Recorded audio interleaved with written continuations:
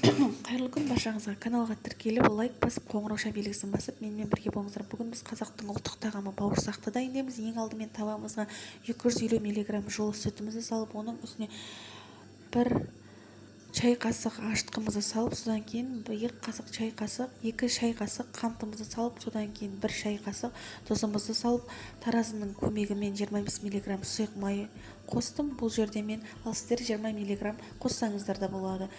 Толықтай араластырып болған соң, осылай венчиктің көмегімен, мен бұл жерде 2 қасық қаймақ салғаным видеоға түспей қалған, ал сіздер болсаңыздар 2 қасық қаймақ салсаңыздар болады.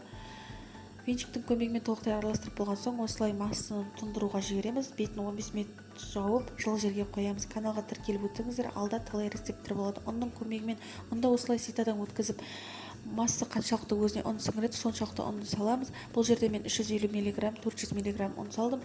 Ең бірінші лопатканың көмегімен осылай араластырып аламыз. Содан кейін қолдың көмегімен массаны осылай толықтай араластырып, бетін жауып, көтерілуге жібереміз. Масса толықтай көтерілгеннен соң, осылай оқтаудың көмегімен ысып, өзіңізге қандай форма ыңғайлы, сол формада кесіп алсаңыздар болады. Бұл жерде маған 4 бұрышты формада кескен ыңғайлы болды. 4 бұрышты формада кескеннен кейін майға салып, 2 бетін қызартып, қып-қызыл болғанша пісіріп аласыздар.